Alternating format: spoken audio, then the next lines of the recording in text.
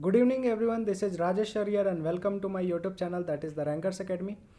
आज का क्लास हम लोगों का क्लास 12 चैप्टर 2 का लास्ट क्लास है जिसमें हम लोग पार्ट 7 को फाइनली पूरी तरीके से एंड करेंगे, डिस्कस करेंगे। ठीक है, तो ये चैप्टर 2 पार्ट 7 पहले ही आ चुका है, उसका ये फाइनल पार्ट है। चूँकि ये जो पार्ट है पहले देख लेते हैं कि इसमें क्या क्या पढ़ना है, उसके बाद हम लोग देखेंगे कि क्या क्या जो है वो सीबीएसई के सिलेबस से हटा दिया गया है और जैक के सिलेबस में क्या क्या है। तो सबसे पहले हम लोग देखते हैं चैप्टर 2 का पार्ट 7 में क्या क्या पढ़ना है। Contents of the lecture, abnormal molar mass पढ़ना है, वेंट हॉफ फैक्टर पढ़ना है, और वेंट ऑफ फैक्टर के कारण आने के कारण वेंट ऑफ फैक्टर जो आई है आयोटा या आई के आने के कारण कोलिगेटिव प्रॉपर्टीज़ में क्या क्या फॉर्मूला में चेंजेस आएगा, और एनसीईआरटी एक्सरसाइज के जितने भी इंपॉर्टेंट क्वेश्चन हैं वो डिस्कस करेंगे। तो सबसे पहले मैं बता दूं क्या क्या सीबीएसई से डिलीटेड है। सीबीएसई से abnormal molar mass, went of factor, ये दोनों डिलीटेड है। ठीक है, लेकिन ये डिलीटेड नहीं है। अब थर्ड चीज़ को पढ़ने के लिए आपको ये दोनों आना चाहिए। तो समझ में नहीं आया कि सीबीएसई ने किस तरीके से डिलीट किया।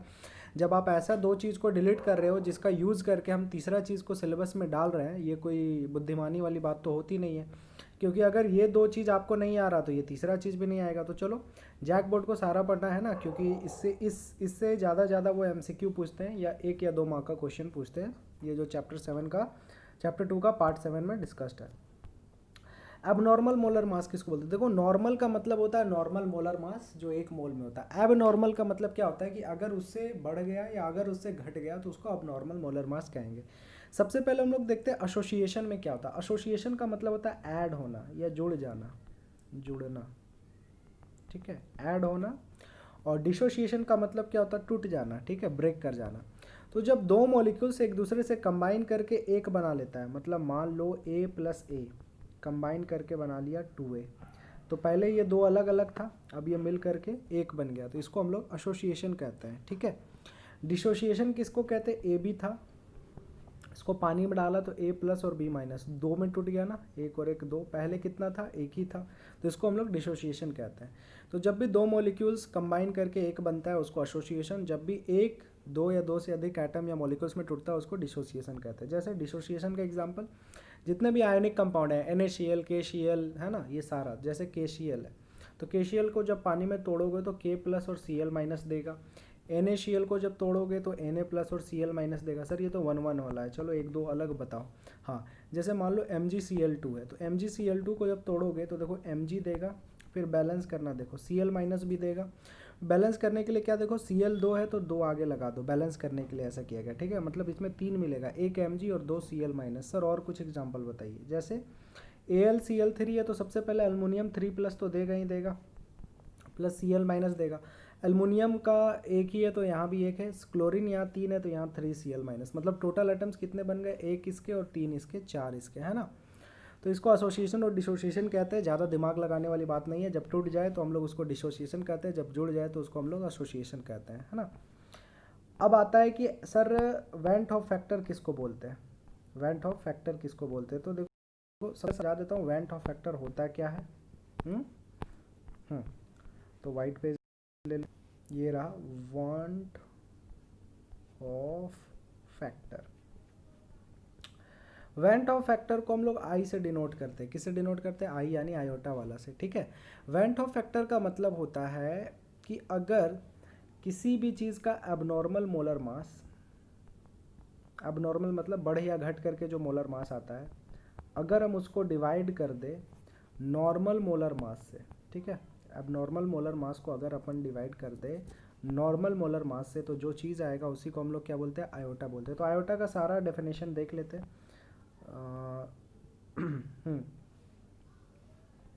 तो आयोटा का फॉर्मूला ये normal molar mass divided by observed molar मास है ना, ये एक फॉर्मूला होता है।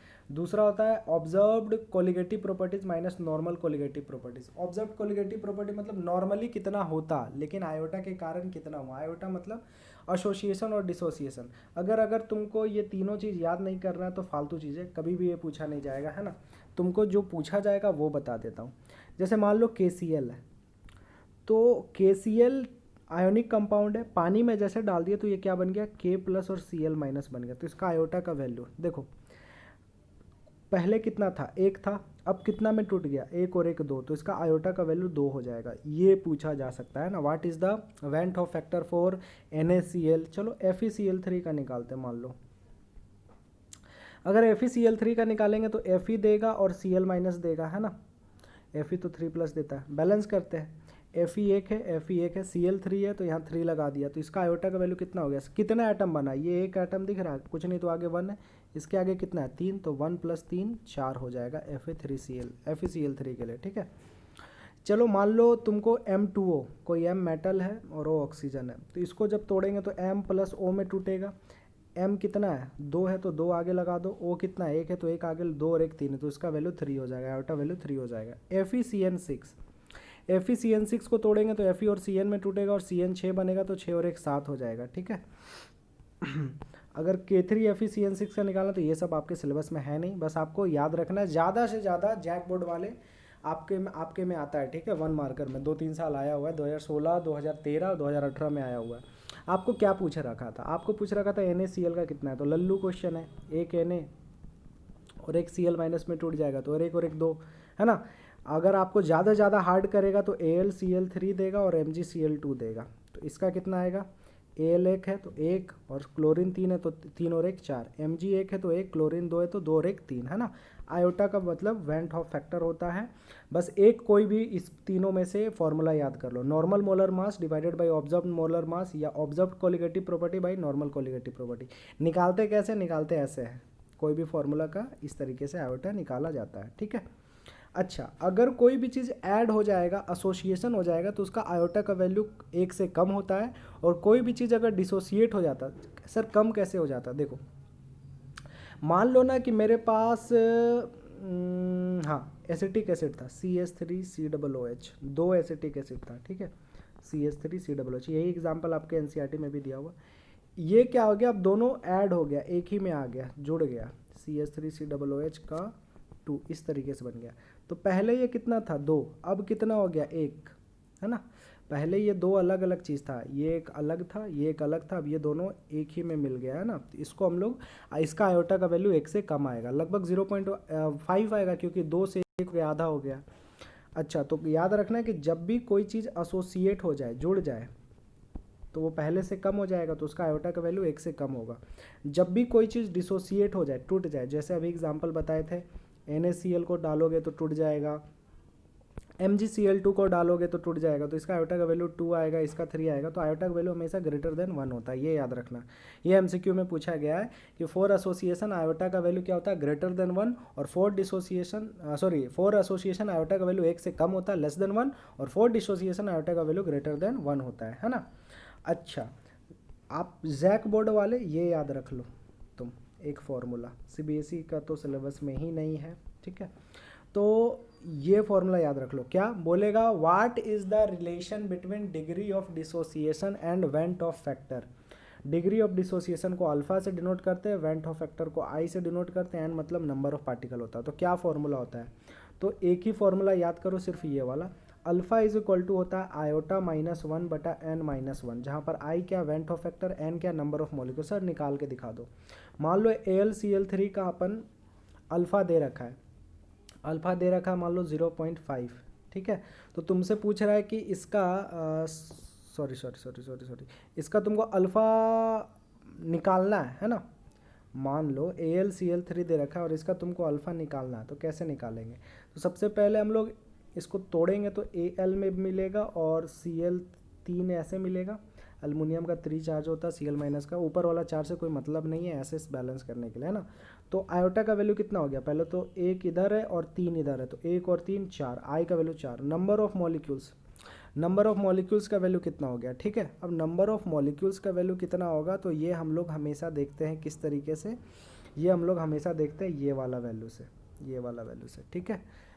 1 इधर मॉलिक्यूल है और 3 इधर मॉलिक्यूल है, तो टोटल मॉलिक्यूल कितना हो गया 4। तो यहाँ पर वैल्यू पुट कर दो, alpha is equal to I का वैल्यू 4 है, -1/n-1, 4 - 1, तो 3 में 3 गया तो 1 आ गया, ठीक है।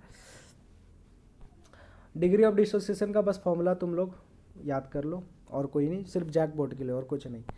CBSE वाले क्या याद करेंगे, CBSE वाले ये याद रखेंगे कि जितने भी कोलिगेटिव प्रॉपर्टीज़ थे, पहला क्या था, relative lowering of vapour pressure, relative lowering of vapour pressure में क्या हम लोग पढ़े थे कि जो P naught A minus P A बटा पी नॉट ए, यही होता था relative lowering of vapour pressure. वो क्या होता था, chi B, mole fraction of B.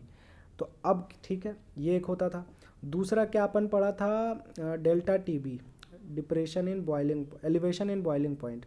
ठीक है, तो वो क्या होता था, के बी होता था गुना 1000 होता था गुना मोलरिटी होता था। फॉर्मूला लिख लेना मोलरिटी का, मैं डायरेक्टली स्मॉल एम लिख दे रहा हूँ। और एक होता था डेल्टा टी एफ, उसका फॉर्मूला होता था के एफ होता था गुना 1000 होता था गुना मोलरिटी होता था। ठीक है, और एक होता था pi, pi is equal to C R T. ये 4 कोलिगेटिव प्रॉपर्टीज होते थे। इसको हम लोग relative lowering of vapour pressure कहते थे, इसको एलिवेशन इन बॉइलिंग पॉइंट, इसको डिप्रेशन इन फ्रीजिंग पॉइंट, और ये ऑस्मोटिक प्रेशर। ठीक है, तो अब क्या होगा, जहाँ पर भी कोई भी चीज़, देखो ये सारा जो फॉर्मूला ये नॉर्मल चीज़ के लिए, नॉर्मल चीज़ के लिए मतलब क्या कि अगर ना ही कोई चीज़ जुड़ रहा है, ना ही एसोसिएशन हो रहा है, ना ही डिसोसिएशन हो रहा है, मतलब नॉर्मल मोलर मास है। लेकिन अगर एसोसिएशन हो गया, जुड़ गया, तो नंबर ऑफ मॉलिक्यूल्स कम हो जाएगा। और हम लोग जानते हैं कि कोलिगेटिव प्रॉपर्टीज़ किसको बोलते हैं, जो कि नंबर ऑफ पार्टिकल्स पर डिपेंड करता है ना। तो कोई भी चीज़ अगर ऐड हो गया, जुड़ गया, मतलब 2 चीज़ था दोनों एक ही में चिपक गया, तो उसका नंबर तो कम हो गया ना, 2 से 1 हो गया। 3 चीज़ एक ही में चिपक गया, मतलब 3 से 1 हो गया, तो नंबर ऑफ पार्टिकल्स चेंज हो गया, तो कोलिगेटिव प्रॉपर्टीज चेंज हो जाएगा। तो सर क्या इन फॉर्मूला में क्या बदलाव आएगा, कोई बदलाव नहीं आएगा। सारे में आई मल्टीप्लाई हो जाएगा, आयोटा, यहाँ पर आयोटा मल्टीप्लाई हो जाएगा, यहाँ पर आयोटा मल्टीप्लाई हो जाएगा, यहाँ पर आयोटा मल्टीप्लाई हो जाएगा, और यहाँ पर आयोटा। मतलब ऑस्मोटिक प्रेशर का जो पहले फॉर्मूला होता था pi is equal to C R T, वो क्या हो जाएगा, pi is equal to i C R T. ये क्या हो जाएगा, relative lowering of vapour pressure is equal to chi B. तो यहाँ पर हम लोग आई काई बी, जहाँ पर आई क्या है, आयोटा है। आयोटा कैसे निकालते हैं, फॉर्मूला क्वेश्चन में दे देगा, उसको तुम फॉर्मूला में तोड़ करके, जैसे MgCl2 है तो Mg+2Cl मतलब 3 हो गया, AlCl3 है तो 4 हो गया ना, बस आई का वैल्यू पुट कर देना और कुछ नहीं करना है। ठीक है, तो वही फॉर्मूला बता रहा है रिलेटिव, कोई भी अगर आपको कोलिगेटिव वेंट ऑफ फैक्टर के बाद का कोई भी फॉर्मूला अगर देना है, तो सर क्वेश्चन में कैसा पता चलेगा, क्वेश्चन में तुमको डायरेक्टली बोल देगा कि देखो नॉर्मल जो भी न्यूमेरिकल था वो एकदम सेम रहेगा, बस एक एडिशनल इन्फॉर्मेशन दे देगा। सर कैसे दे देगा, या तो लिख दिया है एसोसिएशन या डिसोसिएशन, तब तुम आयोटा निकाल लेना, या तो आयोटा का वैल्यू क्वेश्चन में ही गिवन रहेगा, है ना। Pi is equal to i C R T, delta T B is equal to, सब में आई मल्टीप्लाई हो गया। तो ये आपका था important question for CBSE and JAC. तो जैक के लिए इंपॉर्टेंट क्वेश्चन है एक्सरसाइज का 2.2, 2.3, 2.12, 2.14 और जो आपको पीडीएफ में भेजा गया है। ठीक है, सीबीएसई के लिए इंपॉर्टेंट क्वेश्चन ऑलरेडी भेज दिया गया है। कोई भी क्वेरी हो तो यार कॉल पहले मत किया करो, पहले कोशिश हो तो व्हाट्सअप ही कर लिया करो। जो भी केमिस्ट्री बैच के जितने भी स्टूडेंट्स हैं, तो दिक्कत क्या आता है ना, सब एक ही बार में कॉल करना शुरू कर देते हैं। आप लोगों से नम्र निवेदन है, यू आर कॉर्डियली रिक्वेस्टेड, तो प्लीज़ काइंडली पहले व्हाट्सअप कर लिया करो। अगर व्हाट्सअप से मैं क्वेरी नहीं सॉल्व कर पा रहा हूँ, आपको नहीं समझ में आ रहा है, तब कॉल किया करो एकदम लास्ट में, है ना। लेकिन पहले व्हाट्सअप में ही क्वेरी कर लिया करो। डायरेक्टली कॉल करने से काफ़ी मेरे को दिक्कतों का सामना करना पड़ता है। कैसी, एक बार में ही बहुत सारे कॉल्स हो जाते हैं, तो अच्छा नहीं लगता, बड़ा वो लगता है, इंगेज टाइप में लगता है। ठीक है, तो सारा पीडीएफ इंपॉर्टेंट क्वेश्चन, एक्चुअली ये लेक्चर में कुछ है नहीं।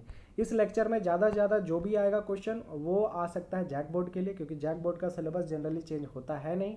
हवा ऐसा उड़ा हुआ है कि जैक बोर्ड का चेंज हुआ, जब तक जैक बोर्ड अपना ऑफिशियल साइट पे नहीं डालता है कि उसका सिलेबस घटा है या नहीं घटा है, तो नहीं कह सकते। सीबीएसई में ये पूरी तरीके से उड़ा दिया गया है। लेकिन आप लोग सीबीएसई वाले क्या याद रखोगे, एसोसिएशन याद रखोगे, जुड़ना को बोलते हैं, डिसोसिएशन टूटना को बोलते हैं। आयोटा का वैल्यू नॉर्मल तो निकालने आना चाहिए, एमसीक्यू में आ सकता है आपको, FeCl3 का दे देगा, MgCl2 का दे देगा, है ना। चलो कमेंट करके बताओ मेरे को कि Al2SO4 3 का आयोटा कितना होगा। ये आया हुआ है आपका जेई मेंस 2016 में। ठीक है, Al2SO4 होल 3 का आयोटा कितना होगा, ये मेरे को बताओ। कभी भी बोर्ड से इतना टफ नहीं पूछता, लेकिन ये नॉर्मल बच्चा अगर कोई कंसेप्ट पढ़ा होगा क्लास 10 9 का, तो वो निकाल लेगा कि कितना होता है ना। तो that's all from today's class. I hope clear हो गया सभी चीज़ को। कल से हमारा मैथ्स का बैच 2 स्टार्ट है। उसके बाद कल हम लोग क्लास 12 का चैप्टर 3 दैट इज़ इलेक्ट्रोकेमिस्ट्री को भी शुरू करेंगे। ओके, धन्यवाद।